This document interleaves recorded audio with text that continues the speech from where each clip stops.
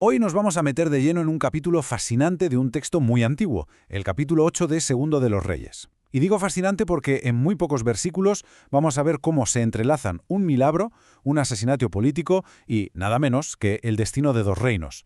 Parece increíble, ¿verdad? Pues vamos a intentar desenredar juntos esta madeja de fe, ambición y, por supuesto, de consecuencias. La pregunta que nos va a guiar es justo esta. ¿Qué hilo invisible puede conectar un acto de providencia, un asesinato a sangre fría y la crisis de todo un reino?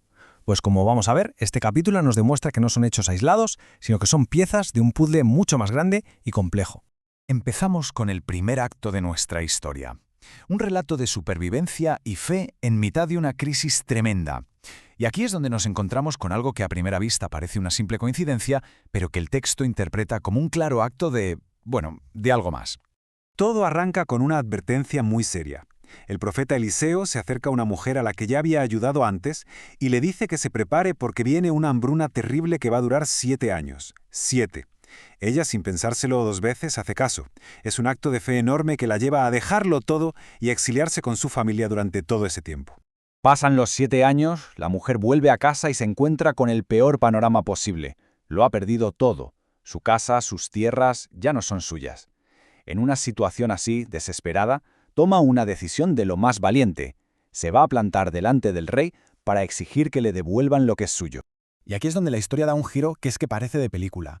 Justo en el momento en que ella llega para hablar con el rey, ¿a que no adivinan con quién está él? Pues con Gehazi, el siervo de Eliseo. ¿Y de qué estaban hablando? Pues de los milagros más alucinantes del profeta. O sea, es que hay que imaginarse la escena.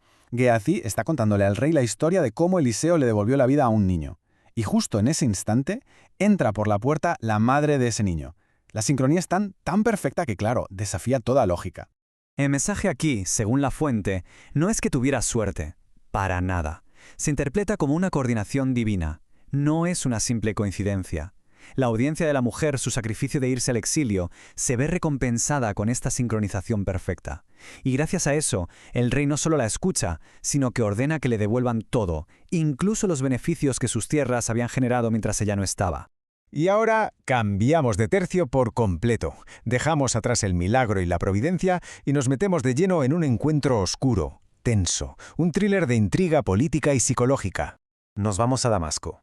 El profeta Eliseo está allí. Y da la casualidad de que el rey de Siria, Ben-Hadad, está en su lecho de muerte. El rey, desesperado, envía a su mano derecha, un tal Asael, cargado de regalos para hacerle al profeta una pregunta muy simple. ¿Voy a vivir o voy a morir? Y la respuesta de Eliseo es desconcertante. Es una auténtica paradoja. Le dice a Asael, ve y dile al rey que se va a recuperar. Pero, acto seguido, en privado, le suelta la bomba. Aunque a mí, Dios me ha revelado que va a morir. O sea, se curará de la enfermedad, pero no sobrevivirá. Este doble mensaje, como os podéis imaginar, crea una tensión brutal. Y entonces la cosa se pone aún más intensa. Eliseo se queda mirando fijamente a Asael, tanto que lo incomoda. Y de repente, el profeta se rompe. Empieza a llorar desconsoladamente. Y sus lágrimas no son por el rey que se muere, ¿no? Son por el futuro. Ha tenido una visión de las barbaridades que ese mismo hombre, el que tiene delante, va a cometer contra su pueblo. La reacción de Asael es clave para entenderlo todo. Cuando oye la terrible predicción, se hace el humilde, ¿no? ¿Pero cómo voy a hacer yo eso si soy un simple perro? Pero el texto original nos da a entender que todo esto es puro teatro, una falsa modestia que en realidad esconde una ambición sin límites que seguramente él ya llevaba dentro. Y esa ambición no tarda nada en salir a la luz. Asael vuelve al palacio, le miente al rey en su cara, diciéndole que se va a poner bien, y al día siguiente lo asesina. A sangre fría. Coge una colcha, la empapa en agua y lo asfixia hasta matarlo. Y así, de la forma más brutal, cumple la profecía y se hace con el trono de Siria. Bueno, pues ahora dejamos las historias personales y pasamos a ver el impacto de todo esto a gran escala, a nivel de reinos. El foco se pone ahora en los reyes de Judá y en las consecuencias nefastas de sus alianzas políticas. El problema, la raíz de todo, es una boda, una alianza matrimonial. El rey Jehoram, de Judá, se casa con la hija del rey Acab de Israel. Y claro, la familia de Acab tenía una fama terrible por su corrupción y su idolatría. Así que, aunque políticamente tuviera sentido, en lo espiritual fue un auténtico desastre que además se iba a heredar. Y esta mala decisión provoca un efecto dominó. El relato lo deja clarísimo. Las elecciones personales de los reyes llevan a la nación a la decadencia espiritual, y eso, a su vez, provoca inestabilidad política. De repente naciones como Edom y Libna se rebelan. Y lo peor de todo es que el mal ejemplo cunde y la corrupción pasa a la siguiente generación. Pero justo cuando el panorama no puede ser más negro, en medio de tanta traición, corrupción y fracaso humano, el capítulo nos presenta un contrapunto muy potente, la idea de una promesa divina que, a diferencia de los reyes, sí que se mantiene firme. El contraste es brutal.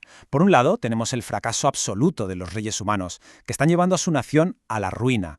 Pero por otro, el texto nos dice que el reino sobrevive, y no por méritos propios, sino por una promesa muy antigua hecha al rey David. Esa lámpara es un símbolo de esperanza, de la continuidad de su linaje contra viento y marea. Así que la idea principal es esta. Aunque en la superficie todo parezca un caos total, asesinatos, rebeliones, reyes corruptos, la narrativa de fondo que nos presenta esta fuente es que los actos humanos no se escapan a un control superior, que hay un plan más grande que sigue adelante, sin que la maldad o el fracaso humano puedan detenerlo. Y todo esto nos deja con una pregunta final, una reflexión. En un mundo que a menudo está lleno de ambición, de traición, de consecuencias inesperadas, el relato nos obliga a plantearnos qué es lo que de verdad permanece al final del día.